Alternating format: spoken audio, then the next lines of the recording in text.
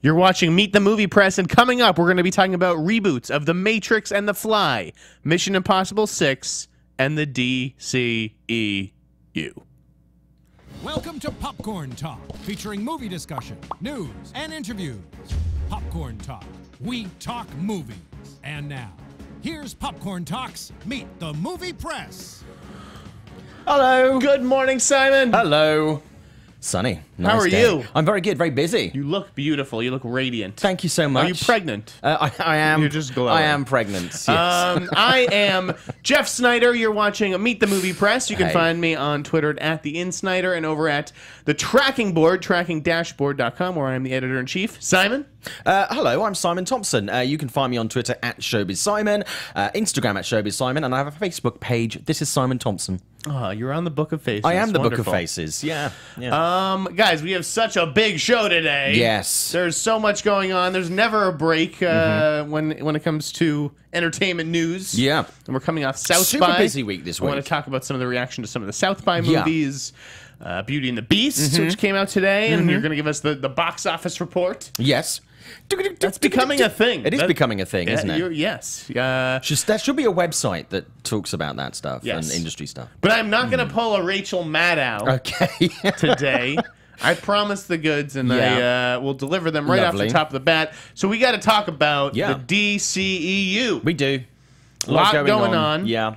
Aquaman got a new date. It did. There's been a whole bunch of stuff going on, but let's get the goods out of the way. Okay. Get the goods out, Jeff. Okay. Yeah. So this is not a report because I'm not reporting it. Okay. It's not on the site. Yeah. It's super early. No one has been hired for these jobs. This is just what I'm hearing or, a little prediction. Okay. So let's talk about Suicide Squad 2. Yes. Because we have to. Last we heard, actually, this week it got a writer. Yeah, well, nobody was really Boris Kidd excited at the about. Hollywood Reporter broke that story Yeah. about Adam Kozad, the Legend of Tarzan writer, coming Yeah. on to do Suicide Squad 2. I didn't realise The Legend of Tarzan had a writer. If I'm honest with you, I was like, oh. If I'm honest with you, I didn't see The Legend of Tarzan, so... Don't worry, nobody forgive else me. did. Awkward. So Suicide Squad 2, Adam Kozad writing, needs a director. Now, they say it, I think in the trade stories, they said that they're going to wait until this new script comes in to Yeah. even go after directors. But obviously, we've heard some names already. They always say we're going to wait for a script. Nine times out of 10, they never wait for a script. Yeah. They want the director to give input on the script. That's the whole point. You're hiring the director to help influence the creative direction of the project. Yeah. So last we'd heard it was going to be Mel Gibson was sort of the favorite. Yeah. And Justin Kroll at Variety had also reported that they were planning to meet with Ruben Fleischer, Jonathan Levine, Daniel Espinosa. I think it's it's Mel's job if he wants it. I think it is. yeah, but Mel Gibson may not want it. We've heard him rail against comic book movies in the past. Yeah. So the name that I have heard, Yeah. who could very well be in the mix, John McTiernan, John McTiernan, John McTiernan, John McTiernan. Jama Khaled Sarah. Jama Khaled Sarah. He is a homegrown filmmaker for Okay. Warner Brothers. That's where he did House of Wax, Orphan, Unknown, Run All Night. Okay? He delivers hits on a mid-sized budget. Yeah. He can make a lot out of a little. He really has only done one movie that I didn't care for, which was Okay. probably Unknown. I really like Orphan and House of Wax is cool, and Run All Night and The Shallows. House of Wax. And Nonstop. House of Wax I genuinely enjoy and is getting a lot more love these days than it used to get. I don't think he's made maybe a great movie yet. I think Orphan and Run All Night are probably still my favorites, but he hasn't really done a bad movie. No. Certainly not as bad as the first Suicide Squad. It's certainly, he at the very least, and I don't mean this in a disparaging way, is a box ticker. In categories A, B, and C, where he has to deliver, he delivers A, B, and C. And I think the biggest problem with Suicide Squad is it will deliver an A and B, but not C, or C and B, but not A. And it never fired on all cylinders. and I get what you're think this saying. I just think Jama makes fun movies. The Shallows was fun, and it was suspenseful and intense. very much so. I didn't love the end of The Shallows, but the movie I'd still recommend. He's a slick director. He's a diverse hire. Yeah. He just wrapped The Commuter, So Yes. his schedule is clear. Like once the commuter, hits, he's not someone who's attached to a whole bunch of projects, and there's a whole bunch of projects waiting for him to become available so they can get ramped up. Like I think he has one other thing on his IMDb page. He just worked with Liam Neeson again on the commuter, so he has that relationship, and also Warner Brothers favorites Patrick Wilson and Vera Farmiga are in that movie. He is repped by CAA and Management 360, and who do they represent? CAA and Management 360, but Margot Robbie. What? Who has a lot of say, and Will Smith as well. CA reps Will Smith. So I think that Jean McCallitzer is a very strong contender for Suicide Squad 2. He was also going to direct Akira for the studio at one point. Yeah. So I feel like Warner Brothers Brass already feels that he's ready for a big budget movie. He hasn't really gotten to play in one of those like $150 million budget sandboxes yet. And I think that Jean McCallitzer is definitely someone who you should keep an eye on, and is at least right up there with Ruben Fleischer and Daniel Espinosa and Jonathan Levine. And by the way, Espinosa and Levine, the buzz on their movies is not very good on Life and Snatched. I'm seeing Life next week. Oh, great! I'm glad somebody got an invite. I still haven't. I've been trying to interview Espinosa. I don't think it looks okay. Life. Yeah, I'm curious, but I'm curious to see it. Yeah, and I really like curious. his stuff. So I tried to get an interview with him. Silence. So you know what? Whatever. You don't want me to see your movie? I won't see your movie. Thank you. Hey, it's a Blue Apron thing. I'll do that. We'll read that. We'll read that shortly.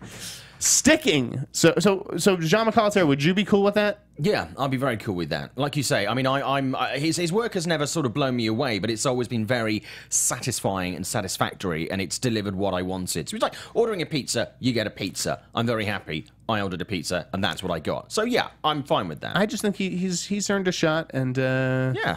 If Mel turns it down, or they don't go with Mel, keep your eye out for that guy. Liam Neeson in as the Joker's dad. Just saying. Hey, not bad. Just not a stupid idea. Elsewhere. Yeah. So Justin had tweeted yesterday about 5 possibilities that Warner Brothers could try to put in production sooner rather than later. Yep. And it was like Gotham City Sirens and the Dark Universe stuff, and a couple other possibilities. And one of them, one was Flash, which it doesn't have a director yet, does it? No, Flash. not that I'm aware of it. Okay, this one doesn't have a director either, but it has a writer and it has a producer. And what if they're one and the same? I'm hearing David Goyer could very well wind up directing Green Lantern Corps himself. Okay. When you look at screenwriters who are taking the plunge and they're just directing these movies on themselves. We saw rumors last month that Simon Kinberg was going to direct the next X-Men movie. We did. We discussed that. We've seen Christopher McQuarrie take over the Mission Impossible franchise. Yep. David Goyer is responsible for this entire DC universe. He wrote Batman Begins and Dark Knight. He wrote Man of Steel. Like, he is the architect, if you will. And so... And he has directing experience, not just comic book movies, which he did Blade 3, but outside of comic book movies, Kinberg doesn't have any directing experience, so Goyer already has a sort of leg up on him there. He is writing and producing Green Lantern Corps, so it's just very well, what I've heard, one of those situations where he could be like, listen, I think I may be the best guy for the job. Like, nobody knows this like I do. You talk about McQuarrie taking over the Mission Impossible franchise. I would like to see him do a DC movie. Dude, McQuarrie is awesome. I would love to see him. I'd love to see him. Obviously, he's not in the pot for it right now that we know of, but I would love to see his Suicide Squad 2. Because to me, I mean, again, he's someone who perhaps sometimes delivers more than I was hoping for with movies. Chris McQuarrie's really Usual Suspects, but with Suicide Squad characters. I'd totally go for that. That'd be fucking sick. Yeah. But he's going to be busy with Mission Impossible 6. He is, so. yes. Which we'll get to later on. But so Goyer, I mean, Goyer also had a hand in writing Godzilla. Like, that is another huge Warner Brothers, there's DC and then there's the Monsterverse. So he's important to that universe too. He just carries a lot of weight on the Warner Brothers lot. And I don't know, if you can bet that if Simon Kinberg does end up getting that X-Men job, that Goyer is going to argue he's earned the same shot to direct one of these movies. Yeah, there's whether you agree with it or not, and we're seeing very mixed reaction in the chat. Certainly that is a not unreasonable conversation to have, whether or not it goes anywhere, and it's not an unexpected conversation to have. Yeah, at this point. I don't think so. Maybe they'll get a big name director, but yeah, I think you guys have to be prepared for that possibility. Yeah. That's and at all. the end of the day, we don't have any say in it. It's up to what the studio wants to do. So we can, throw a tantrum, piss our pants, throw our food at the wall. I don't know how people can be upset about the guy who wrote Batman Begins and Dark Knight. I mean... No, but I'm sure someone somewhere will be upset. Of course, it's the internet. Let's just remind people that yeah. we are taking calls today. So let's give the number out. We are taking calls. Yeah. What is the number? It's 424-253-0504. I believe that's going to be on the bottom of the screen as well. 424-253-0504. And Simon, what's your cell phone number? It is 1-800-HOT-LOVE. I thought that was you when I dialed that last night. 911 buns. Let's stick with Warner Brothers. Okay. Let's stay up in Burbank and let's talk about the news that came out this week that they couldn't have been happy with this leak. This is a bad leak. It was not positioned well. Reaction was not enthusiastic. Fake news. Yeah. The Matrix is being rebooted, and apparently Michael B. Jordan is being sought to star. I happened to watch The Matrix literally the night before on a cross-country flight. What a movie. It's a great movie. Love that Matrix movie. What do you make of a reboot? And apparently the Wachowski siblings are not going to be involved. No. Maybe as executive producers, since they created it. Again, some people are getting bent out of shape about that, but I'm not surprised that they're not involved. It's very rare that when you reboot something like this, the original directors will come back and have any great involvement in it. Like you say, maybe is that whiskey? I don't drink hard alcohol, so no. No, you don't drink it, you own it. Yeah, so it's, I was not surprised, when people were saying, oh my God, no, they're not involved. But that was no surprise to me.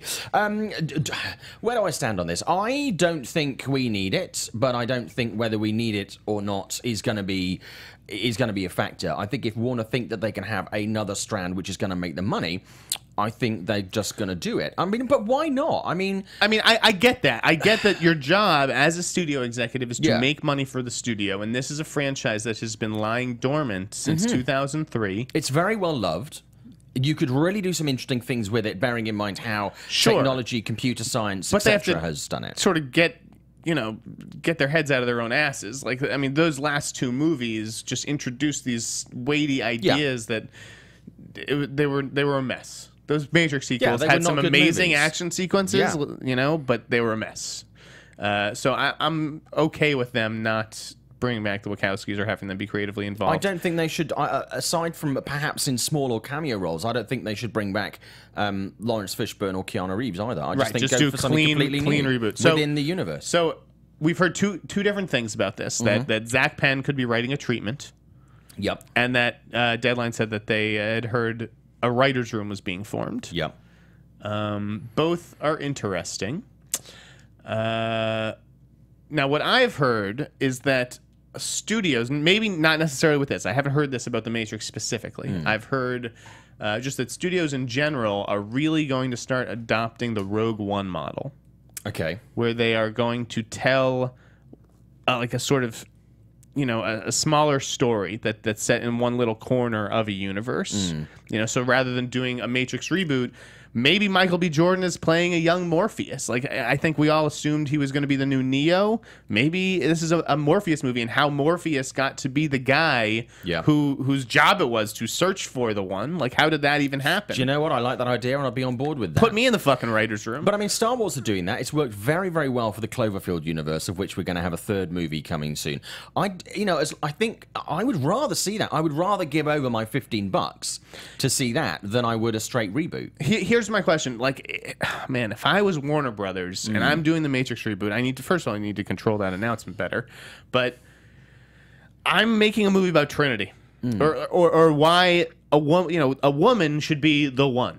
Yeah, it's such a great opportunity. And that, again, is increasingly likely because we are seeing this trend, I think is justified entirely, of seeing more female-focused, strong female. So that would be another great idea. A great chance to do something just different with the Matrix reboot. Yeah. Is there anyone who you would like to see take over the Matrix? I think if we were going down the early days thing, I would like to see... we talk about him a lot on the show, but Mahershala Ali play a younger version of Lawrence Young Fishburne. Morpheus. Ooh, Yeah. I kind of like that. I think that because I think his just whole demeanor, I think would work, and his delivery would work absolutely flawlessly as a transition. So I would like to see him as a young Morpheus. That would be cool. Who'd you get to play a young Neo? I mean, I would just do something different. Kevin Hart. Kevin Hart as Neo. Take a blue pill. Which pill? Which pill? Hey, blue pill. My parents think you're hilarious, by the way. Really? They need to get out more. I mean, I appreciate they're it, like, but they that do need to get Simon. out more. He's a real talent, Jeff. You could learn from him. The playlist had some interesting names. They did like a list of 10 people who could take over the Matrix. Half the suggestions were completely ridiculous, Well, but the other they half are. were interesting. One was Sam Esmail. Yes. Who did Mr. Robot. Yeah. Dan Trachtenberg, who ended up getting a job yesterday, so we'll talk about that. I thought Alex Garland would be an interesting choice. Yeah. Ex Machina. The Duffers, Yeah. the Stranger Things guys, and maybe Leach and Stahelski, the John Wick guys. That would be kind of cool. Yeah, I think so. I don't, maybe you could have Neo sort of cameo at the end of a movie like this, but yeah, I wouldn't want him to like come back and be training a new. No, I think we one, should or- just I think we should do something different. I think Love the idea of Michael B. Jordan, though. I just don't know if I think he's great. like. What if Michael B. Jordan was like Agent Smith? Like that would be fucking cool. That would be cool. Anyway, Can you imagine? I was talking with a friend last night about Yeah. Agent Smith, and I'll tell you after. But we had a good riff. Anyways, should we move this along from the Matrix? Is there anything else you want to say? Can I do? We're talking about scoops and stuff earlier. I just wanted to give a bit of credit where credit is due this week. Last week on the show, we were talking about Samuel L. Jackson and the fact that he wanted to join John Wick 3, which of course Lawrence Fishburne is in. He's certainly John Wick 2 and is likely to be in John Wick 3. Kudos to Screen Rant /film, New York Daily News. We made the New York Daily News this week. Also comicbook.com, Yahoo Movies, Flickering Myth, and Joe Blow, who all picked up on the Samuel L. Jackson story that I dropped last week about So you're John giving Wick 3. credit where credit is due is to you. No, I'm giving credit where credit is due to them actually giving credit for where crediting the us. story came from. Thank you. No, we which always- a lot of people in the industry do not do, and it's appreciated. We always appreciate it. Yeah. A lot of people steal these stories and they don't give a source. They That don't said, give a some credit. of it, this is just for the podcast. Like, it's not, people are going to write news articles about this DC stuff that I just said, and it's like, it's not, they don't have directors. This is just a prediction Yeah, but of what could happen. yeah, in but the we know future. that Sam wants to be in it. And it's very that they work. But your thing's different than mine, so, I'm saying. But yeah, that's but I great. just want to say, I mean, credit. A lot of people don't credit in the industry these days. They nick a story, they just rewrite it and claim it as their own. And I just want to say thank you. You gave credit to me and Meet the Movie Press, and we really appreciate it. So thank you. Yes. Listen, there's even more. We're not even done with Warner No, Brothers. we've Let's got so stay. much stuff. Let's Let's get back stay to at the that. DC Yeah. EU. Jesus Christ.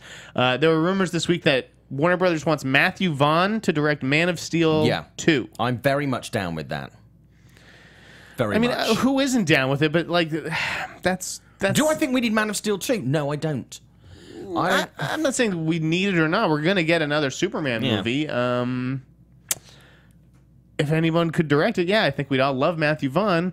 And then I love the report was like, well, even if he doesn't do it, Warner Brothers wants him to do something. Like, so a studio wants to be in business. He's not going to be with short Mathew of work. Vaughn. That's not really a surprise. They all do. So this story, we picked it up at the tracking board. I was not in the office that day. Okay. You're a very busy man. I was out because my brother got engaged this weekend. Congratulations. She said yes. Awesome. It was very exciting, and I wanted to be there for that lovely moment. That's now being adapted for the big screen, I yes, believe. exactly. Yeah. Jor and Lore. Yes. So Mathew Vaughn, we did report that, but I would have told myself probably to stand down on that. It's like a general interest story. They like Mathew Vaughn on the lot. They love him to do one of their DC movies or basically anything that they have, I'm sure. Yeah. Okay. I mean, I read that and I was like, yeah, that makes perfect sense and something I'm very comfortable with. I mean, Does he want to do that? I don't know. I mean, I suppose. I mean, Kick-Ass he's done. He did X-Men movies. Kingsman might as well be a fucking superhero movie. Yeah. Like, I don't know if is this what Mathew Vaughn got into directing for? I don't know, but when someone dangles a massive check in front of you and a massive franchise, if it goes out very well, it's a difficult thing to say no to. Yeah. You know? And he could walk it. He could literally, it would be an easy project for him. He could do some really interesting, exciting things with it, and he could walk it.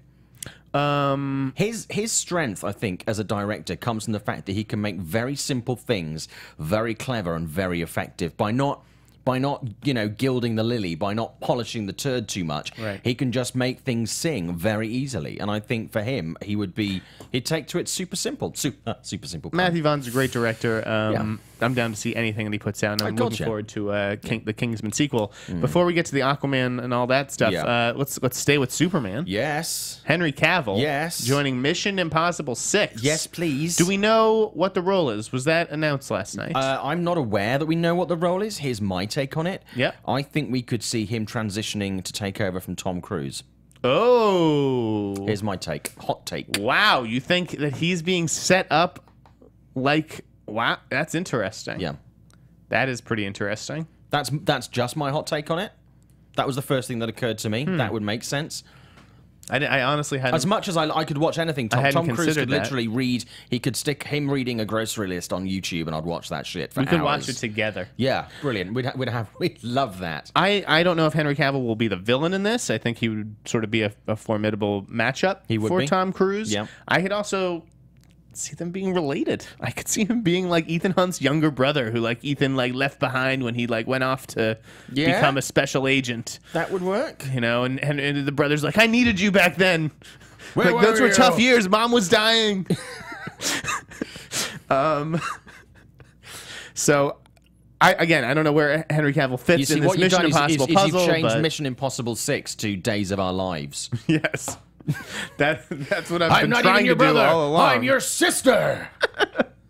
Tears off the mask. Exactly. Reveals his bosoms. I loved Henry Cavill in Man from U.N.C.L.E. I think that's the best thing that I've seen him in yet. I loved him in that. Where he could be loose and charming, and so I'm all for that addition. Good on Paramount. No, I think it's great, and I think it elevates. I think with Cruise, with him, and I think with Rebecca as well. I think it really gives that a really strong top line. And they have Renner coming back, and Simon Pegg, and this girl from The Crown. All right, back to the DCU. Holy shit, Jesus Christ! A lot going on. Aquaman. Got a new date. They pushed it 2 months from October to December. Why did they do that? Because Avatar 2 moved, so that opened up. Right? Was that it? I believe so. Yes. So Avatar 2 moves. Yeah. Aquaman's like, shit, let's make a play for Christmas. Now they're going head-to-head with animated Spider-Man.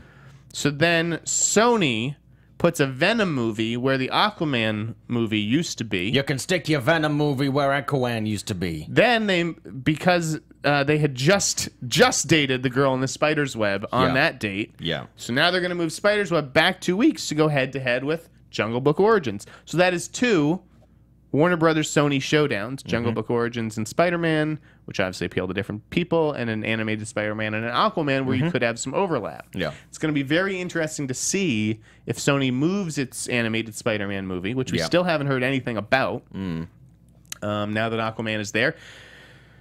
What do you make of this? Movies move around all the time in schedules. Yeah. Why do they even bother dating them? 2 months is not that big a deal. I can get it why they do want to do some of these showdowns. Absolutely fine. It's not like they're moving any of the movies to bury them or have an excuse. And this happens sometimes with scheduling. You put a film up against a movie that you know it can't match, and then oh wow, that's a shame. I didn't see that happening. We didn't do very well. It's not one of those moves. I don't think we don't get as much of this as we used to, where you had 2 big movies opening on a weekend. We tend to get, there tends to be one that's going to rule the roost and then the others. 2 big comic book movies. Yeah, and I think it makes it a bit more exciting, you know? I genuinely do. I mean, yes, okay. I mean, put it this way. I don't think it's going to cannibalize either audience, because if you're someone who's going to go and see both of these movies, which usually they are, you know, audiences will do that. They will go and see one weekend and one the next, which means it's going to balance out.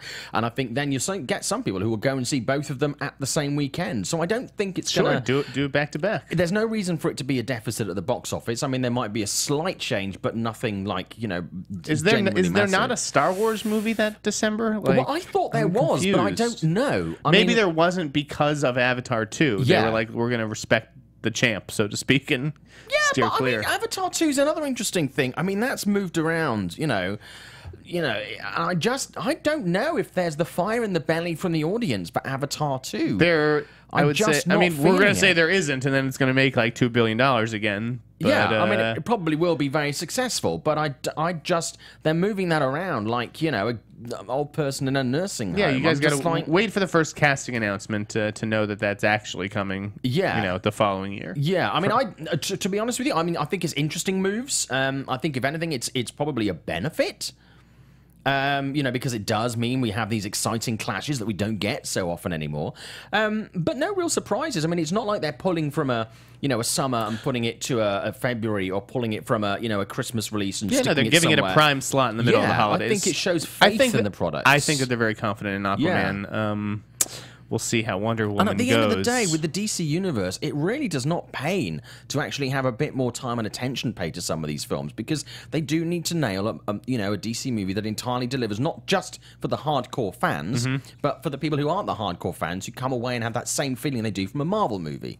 What did you make of Sony doing a Venom movie? Like, I know that that's sort of been discussed, it has and then been, yeah. Alex Kurtzman was going to direct it, and Exhibitor Relations tweeted that Alex Kurtzman's still directing it, but I know he has his hands full with the classic monster universe up at Universal. So then Boris came in and said, no, wait, he's actually not directing it. So now that's an open directing assignment as well.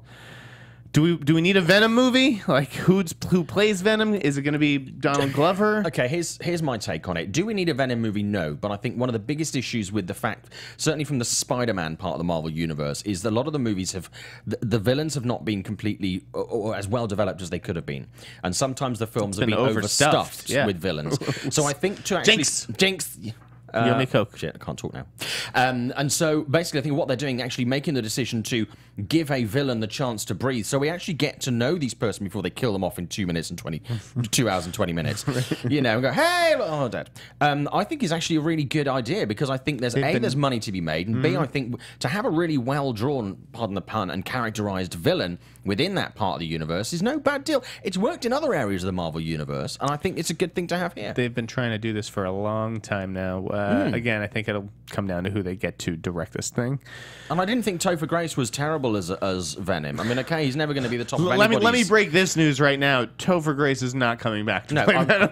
I absolutely agree with you on that. You. But I'm just saying, I don't think he was the worst. Certainly of the villains in Spider-Man movies, he was certainly not the worst. And before we start taking calls, let's just wrap in that the Batman thing, that they're rewriting the Batman from the start. Delayed script being rewritten from scratch. Right. No real surprise. That does sometimes happen. I think there'll be a few people with a little bit of hurt feelings. Well, it'll be interesting to see if Joe Manganiello ends up staying in this movie, if Deathstroke is still a villain or whatever. Yeah, I mean, that would be a big change. Maybe they'll cast him as something else. Maybe they will. But I think, it's no real surprise. I think they do want to, and I think there's a pressure on them to really get these things right, as I said earlier. So it's no real surprise. There might be a few bruised egos, and it's an expensive process to do that. Yep. But, if you want to do it right, it's the best decision. All right. So before we're gonna start taking calls now. Let me just throw out some more topics that we're probably gonna cover later in the show. So anything that we just talked about, feel free to call in. Yep. There's also J.D. Diller doing The Fly, a Godzilla vs. Kong writers' room, a whole bunch of news with The Rock. If you've been paying attention this week, the girl with the dragon tattoo and Rooney Mara not coming back. New project for James Mangold, Tom Hardy, Justin Lin, Jennifer Aniston, John Krasinski, and Emily Blunt working together. Guardians of the Galaxy 3, Yoda in The Last Jedi, all kinds of crazy stuff. So let's start taking calls now. Simon, what's that number again? The number is 424-253-0504. So 424-253-0504. We'll take some calls, then we'll do Blue Apron. We'll take some finish up with some more calls. Okay. Anybody calling? Anybody who wants to talk? Say it once more, Simon, because I'm going to type it out now. Okay, it's 424 253 0504. Well, while we're waiting for somebody to come on the line, I'll talk about Blue Apron, because obviously, you know, one of the reasons that we're able to do shows like this is because we have sponsors for the shows, and it's really, really important. And what also helps us is for you to tell everybody about how much you like Meet the Movie Press. But thanks to Blue Apron, which is the #1 fresh ingredient and recipe delivery service in the country, their mission is to make incredible home cooking accessible to everyone, and achieves this by supporting a more sustainable food system, setting the highest standards for ingredients, and building a community of home chefs. Now, obviously, in the political landscape right now, there's a lot of talk about keeping, you know, creating local jobs, creating industry within the US, and certainly for food producers, this kind of thing really, really helps. They've established partnerships with over 150 local farms, fisheries, and ranchers across the United States, which means that, you know, they think their seafood is sustainably sourced, beef, chicken, and pork come from responsibly raised animals. You know, it's all from here in the US, which is great. So if you want to do that, what you need to do is get involved. Not all ingredients are created equal. They give you the certain amount of ingredients to make the right meal, which means you also keep the waste down. So here's what you have to do. Check out this week's menu and get your first 3 meals free with free shipping by going to blueapron.com/meat. That's blueapron.com/meat. And then you get your first 3 meals for free with free shipping. We've got a call. Thank you, Blue Apron. Yeah, guys. thank you so much. We really appreciate Let's it. take that first call. Caller. Hey, who's this? Hello? Hello? Yeah, we can hear you. Yes, you're on. Oh! This is Meet the Press guys? Meet the Movie Press. We are Yes, the what's Meet the up, Press brother? guys, yeah. Oh, my goodness. Thank you so much. This is my first-time caller. Sorry, I'm a little nervous. It's okay. What's on your mind? Yeah, I've been... okay, well, so you did like a pretty much an hour-long segment on DCU. So let's stick to DCU, shall we? Okay. So it's about The Flash. And actually, I've been a long-time listener, and I want to talk about the Flash movie versus the TV show. Now, I have friends who love Grant Gustin, and they were upset that he's not going to be in the movie. They want him as the Flash in Justice League and his own movie. And I tried to explain to them, no, this is a different Flash with Ezra Miller. So maybe Jeff will explain why can't Grant Gustin be in the movie? Even though I love the TV show, even though it's been, all right, going down the hill lately. All right, yeah, no. I mean, Ezra Miller's cast as the Flash. That's its own thing up here in the DCEU. The TV thing is completely separate, done by separate people. Grant Gustin, sure, he's a nice guy and that he works on television, but he's certainly not movie Flash material. Sorry. So not much else to say about that. Yeah, I try to say it's separate, but it's like, he's so great as the Flash. Why we have to recast him? But like, yeah, those are the breaks. But yeah, it just boils down to box office power, and you know, Ezra's got more. Yeah, he's you know, they're invested in his future with the Fantastic Beasts movies. But thank you for calling. Let's take another call. Do we have any? Hello, who's this? I don't think we do. No. Okay, no problem. Okay, so we've talked about DCU. Let's talk about Marvel. James Gunn this week saying that there's going to be a Guardians 3, which you can file that under the Pope being Catholic and bears shitting in the woods. Not surprised by this at all. Obviously not an official announcement from Disney or Marvel on this. I'm assuming then that Guardians 2 is going to have some sort of an open end where that's going to tie either in a post-credit sequence or in the story where something's going to be left open for this third film to pick up on, I would assume. What do you think, Jeff? Guardians, I mean, inevitable. Guardians 2 looks like it's going to be huge. Yeah. Looks like a ton of fun. I've been listening to that Fleetwood Mac song that's in the trailer all week long. Yeah, I don't have any plot details or anything to share about Guardians of the Galaxy 3 other than you can bet your ass it's coming. Samuel L. Jackson this week dropped that Redskull, apparently accidentally, he dropped that Redskull may be returning in future Avengers movies. Not surprised. I mean, I liked when Hugo Weaving was in the first, as Redskull in the first Captain America movie. Genuinely enjoyed that character. I've actually been a little bit disappointed that he hasn't popped up and really kind of hasn't been mentioned at all since that first movie. I don't know, Redskull, he didn't do much for me. No? No. Why was that? I thought the first Captain America, like, it was like half of a good movie. I really liked the first half, and then I feel like the villain sort of took over the second half. The Redskull I think stuff. at that point, though, just Cap, whatever. I think at that point, though, Cap was kind of a character that they didn't really know what they wanted to do and how serious they wanted to, how deep they wanted him to go in the Marvel Universe. But he really, you know... He's sort of menacing in the same note over and over, Hugo Weaving. Yeah. No? It's a good note, though. Great note. Great note. But, yeah, whatever. Characters return to franchises, yada, yada, yada. Speaking of which, Yoda. Yes. Yoda, It's obviously... yada, yada, the juice. Yada, Yoda. yada, yada, Yoda. we have another call before we Okay. get into Yoda. Cool. Ooh. Hello, caller. You're on Meet the Movie Press. Hey guys, it's Stephen Lemieux. Hey. What's up? I just wanted to call you guys some mean names, Jeff, and tell you guys you're doing a great job. Oh, thank you. Thank you so much. We One of the most renowned shows on the network, and I just wanted to call in because I haven't in a while and tell you guys how much I appreciate you guys being on the network. we appreciate Thank you so your much. support too. Yeah. It's not often we get these calls. That's really nice. You know Steven. So yes, thank you, Steven. I know. I feel like where are the callers? This is why we don't take calls. We only get one call. We have to have like our friends call in. Well, thank you. I mean, is there anything that you'd like us to talk about? You're in charge. You can talk about how great I am, but I'm not. You are Very fantastic. handsome, man. Devilishly handsome. I'm surprised you've been letting me in the Highly building skills. all these years. All right. Well, Indeed. thank you, Steven. We're going to move on to our Star Wars chat. All right, take care, guys. Bye. All Thank right. you. Appreciate it. So Yoda.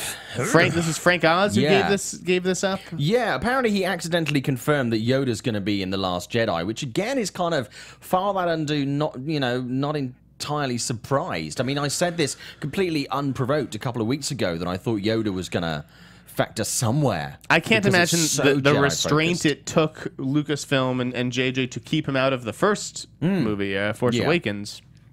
I think also... Oh my God! We'll take that call in a second, but I just think that it also... I don't think they did particularly great job with Yoda in the prequels, so I think it kind of gives them a chance to They gotta dust that sell- off and They got to sell do it some merch. properly. Yeah. Let's take a call. Hey, who's this? This is Meet the Movie Press.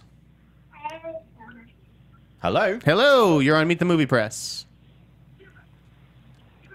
Hello. Hi. Hi. Oh, can you hear me? Yes, Yeah, you yeah. are on. What's your yeah. names? Okay. Hi. Hi. Guy Patterson from Plant City, Florida, Cool. all the way on the other side of the world. All right. I was gonna ask a question. So, who runs DC? Who runs DC? Seriously, like no one's running it. Isn't no it? one's Isn't like. it Jeff Johns and John Berg? Should it be one person? Should it be Instead of one? 20 people who have like no vision. I'm sorry. I'm just passionate fan. I want them to just do right. I mean, it's see, so simple. Source materials in front of you. Source materials in front of you. Just use it. It's like, come on. You got great actors out there, actresses. Like, what's the problem? What? Why do you run your studio like a mob? I don't. That's how I kind of Oh see my it. That's God. how I've been hearing it. But Damn. I love them. I love them. Why don't you say what you think? It's just Warner Brothers got to get on the fucking ball. Like, you keep messing up. Stop Wow. messing up. That is. Get on the ball. Listen, I agree with you. I feel your pain. Warner Brothers has dropped the ball the last couple of movies. Then again, we have to consider this is still the studio that made The Dark Knight. They are Yes, still the crown absolutely. jewel. Absolutely. To me, as much as I prefer some of the Marvel movies of late, I'm still a DC guy. I love the characters of DC more than I will ever love the characters of Marvel. I grew up with Batman and Superman and that shit. So I want these movies to be good too, and I think that Warner Brothers realizes that it has had a problem. Yeah. And they are trying to correct it. Absolutely. Matt Reeves is a great step in the right direction, I think, for the Batman. Absolutely. Right? You were happy with that 100%. one, right? Oh my God, love him. Yeah. I want some more, like any directors. I don't know, Jordan Vogt Roberts, Darren Aronofsky, David Fincher, Ava DuVernay. I don't know. I think if Ava DuVernay does a comic book movie, it will end up being for Marvel. David Fincher is not interested in doing those movies. Darren Aronofsky was. I don't know that he is anymore. When you have that much money on the line, that many more people have to make the decisions. So I know what you're saying. Like there's too many cooks in the kitchen and a committee, whereas Marvel has Kevin. you know, and Kevin is don't sort of like the figurehead that. for all this. But I don't know. It's a little bit more complicated than the way you've painted it, but we do feel your pain. Right. Simon, Yeah, anything I to love add? Man of Steel. I love whatever the movie that came out. Do you know, before, I The Dark really Knight. enjoyed Man of Steel. You know, I went to see that like more than Yeah, once. that's my movie. Yeah. That's my movie. I loved Watchmen. That's still DC. Yeah, Watchmen was Watchmen great. is my movie too. These people, they're not evil, and they are trying. Yeah. No. You know? Desperately hard. But yes, But I know I just Suicide want them to Squad be and better. Batman vs Superman. I think that could be part of the problem, actually. The fact that they Not are good. trying so hard. I think they might be over trying. Well, I'm telling you, and also, yeah. I've been hearing other stuff. Like, I kind of think most so it's not even just scripts. It's more so you need a script doctor. You need new producers. You need some type of balance. listen, Something. I have heard similar things. It's a tough culture. It's a very corporate culture. They're looking Yeah. at a potential. Yeah. Not they would call it a merger. I think others would call it a Yeah. takeover. If this Time Warner thing goes through. So I don't know, man. Like I see them trying to turn it around, but I completely understand where you're Right. coming from. I think that they are aware of the problem, and hopefully, with the success of Deadpool and the success of Logan, Warner Brothers will feel empowered to experiment with the tone of the material and maybe go with an R-rated movie. I think soon. once they get one of these solid ones under their belt, you know, obviously they've had them previously with Nolan's Batman, but I think when they've got this new feat that they're finding, I think when they've got one of those solid, it would give them a bit more confidence to perhaps relax a little bit and let the blood flow through the fingers. You know, I think it'll be fine. I think this led to a good conversation. So thank you for calling. Have a good weekend. Oh, thank you. You're welcome. All right. Thank you. Next caller. Hello. You're on Meet the Movie Press. Hello? Yes. Hi. I'm Ali from Washington, D.C. Hey. Cool. I just wanted to ask, I don't know if you talked about it early in the show, but the Disaster Artist that just premiered at South by Southwest. Yeah. I don't know what the studio is doing with it, because I feel like they don't know how to release it. They feel like, I don't know. Poor Warner Brothers. So what's your take on it? Jesus Christ. This is the whole show's been about fucking Warner Brothers. I'm going to get an angry call. The Disaster Artist, I heard it went over really well at South by Southwest. Yeah, very well. Yeah. I'm told that that the rumors about it being up for sale are very much accurate. That Warner Brothers just, as it was described to me actually yesterday, this is a niche movie about a niche movie. Okay, it is a tricky sell for Warner Brothers. It's tricky to market, and is it worth it to put 30 or 40 million in marketing into a $10 million movie? I don't know exactly what it cost. Maybe it was 20, but is it worth it to spend another 30 to 50 million on marketing? I don't know if you'll see someone like A24 or Neon or somebody come in and take this over. I would think, for me, I think A24 or STX would probably be the ones that might want to Should they swoop in and jump take at this that? on, because I think it would be a really nice fit with their If I catalogs, was which can be right. You know, there's a really nice, again, a lot of niche stuff, but some stuff that's quite eclectic, interesting, has a certain audience, and they previously with their marketing have nailed that kind of thing before. I could also see Sony Classics doing it, perhaps taking it on. That would be a weird fit, but they have picked up some weird comedies lately, like The Bronze or whatever. That's interesting, and obviously these guys have a relationship with Sony, Rogan and Franco. I don't know. If I was STX, I'd be jumping at that. Again, they invited buyers to that South by screening to see how it played in the room. It played really well. Yeah. You have a Variety writing fucking articles about how it could be an Oscar contender. So Yeah, which I think was I'm a dying little to bit, see this. I mean, I haven't seen it, but I thought that was a little bit jumping the Me, gun. I was a like, little bit. I what was the like, fuck it's a is bit early this? for that. But I haven't seen it, so who knows? I mean, Right. that and Thank Baby you, guys. Driver were probably the films that most people got the buzz out of, positive or negative coming out. Right, but it's like, Franco's playing Tommy Wiseau. He's a fucking weirdo. Like, imagine the trailer. What is the trailer for this going to look like? I'm genuinely excited to see it. It's something that I think is going to be. Me too. It's going to have. It's going to tickle me, I think. Yeah, I'm going to have a blast with it, and I really want to see. Honestly, this is a shocking confession. I've never seen The Room. I never saw The Room that the movie is chronicling the making of, so I really need to see it. Let's take the next caller, though. Have a good weekend. Thanks. You too. Caller, you're on Meet the Movie Press. Hello. Hello. Hello. Hello. Yes, hi. We can hear you. Hey, great. How you guys doing? Good. This is Rich from San Francisco. What's up, Rich? Hey, got a question for you. With the success of Split kind of doing the backdoor, spoiler alert, sequel to Unbreakable, Yep. do you think that Sony could benefit by taking a movie like Life, where you have this alien kind of symbiotic creature taking on the crew of the space station and potentially coming back to Earth as another backdoor sequel for their potential, or prequel to their potential Venom movie that they're releasing? That would be wild. If you're telling me Life is a prequel to Venom, that would be wild. That would be wild. I did not see that coming. That would be genius. I would stand up and applaud Sony for that. Someone mentioned to me last week. Actually, it was in the chat. Someone floated the idea that go ahead. The Thing. Could be a prequel to The Thing. I'm like, it's a different studio. I don't think. But it's not even that. That's what we're forgetting. This was not a Sony movie. This was a Paramount movie. Yeah. That was Skydance was producing, that Sony ended up taking over. It fell out of Paramount. So that would be super weird for that to have ended up being a Venom movie. But thank you for just throwing that idea out there. It's kind of cool. It's not a stupid idea by any stretch. I like it. I appreciate it. And Sneider, Yeah. Team Patriots for the win, guy. That's right, baby. Big match today over on Collider Video against Josh the Wildman McCouga. Thank you for calling. I don't know if we have any other calls. We are at 10 o'clock, so we're going to have to wrap up relatively soon. I don't know if the engineer wants to put a clock on us. I don't know if we get a few more minutes. That would be amazing. But what else did we want to talk about, Simon? We touched on this briefly. J.D. Dillard to right, direct that's the one I was Fly going to go remake. to. Yeah. I mean, I'm wondering whether this is going to be a remake of Cronenberg's The Fly, whether it's going to be a remake of the original The Fly, or whether we're going to see something else with this. I suspect from a seed idea. I suspect we are going to see something else. Yeah. I don't think it's going to be a remake of the Eric Stoltz Fly 2. No. As much as I'd love to see that. We want to make this our last call?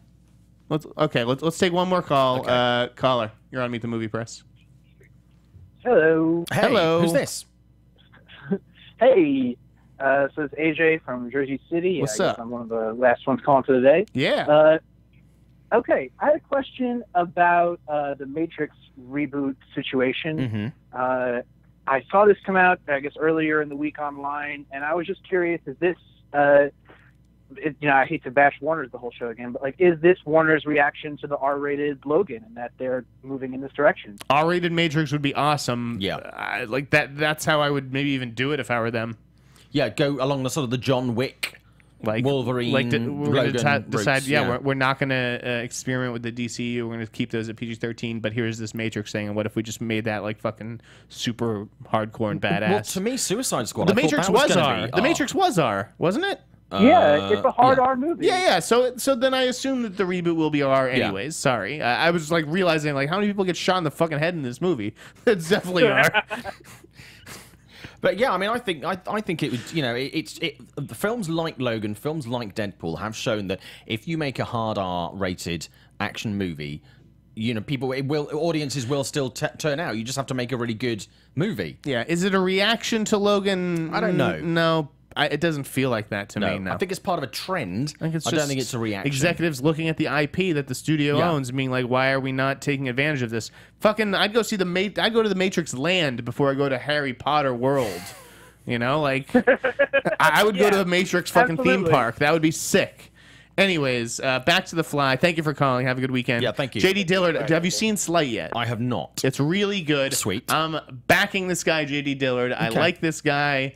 He was a former Bad Robot staffer. I have had a lot of friends who work at Bad Robot say JD's a great kid. The kid, I'm like he's like my age.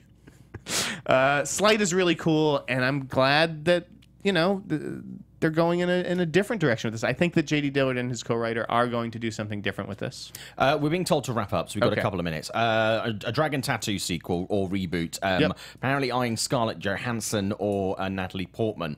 I'm not excited by either of those. I would like to see something a bit more creative when it comes to that role. Yeah, if they did it, I think it would be ScarJo over Natalie Portman. I just cannot see Natalie Portman doing that. Neither of those. But the point is that Rooney Tunes is out. Yeah. Rooney Mara.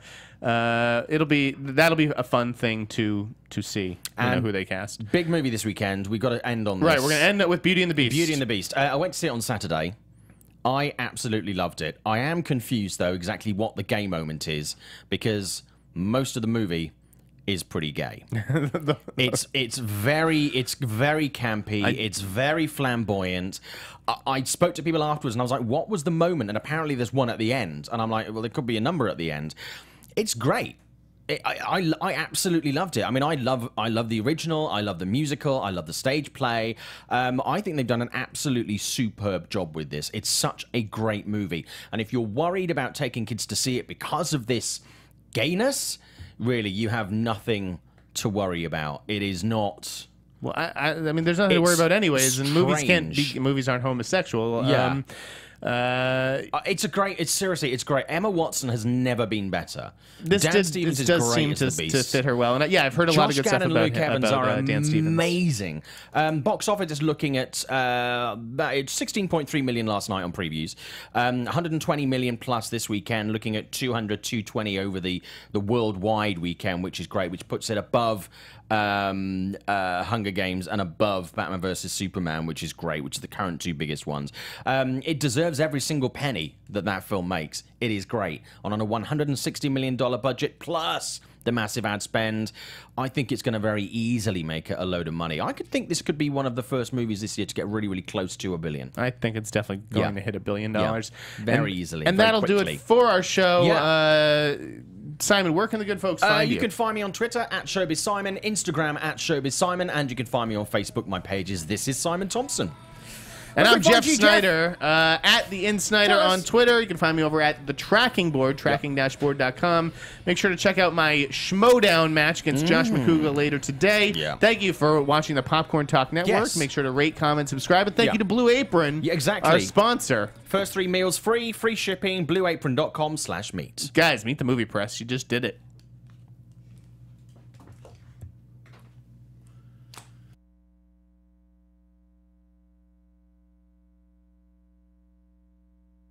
From producers Maria Menounos, Kevin Undergaro, Phil Svitek, and the entire Popcorn Talk Network, we would like to thank you for tuning in. For questions or comments, be sure to visit popcorntalk.com. I'm Sir Richard Wentworth, and this has been a presentation of the Popcorn Talk Network. The views expressed herein are those of the hosts only and do not necessarily reflect the views of the Popcorn Talk Network or its owners or principals.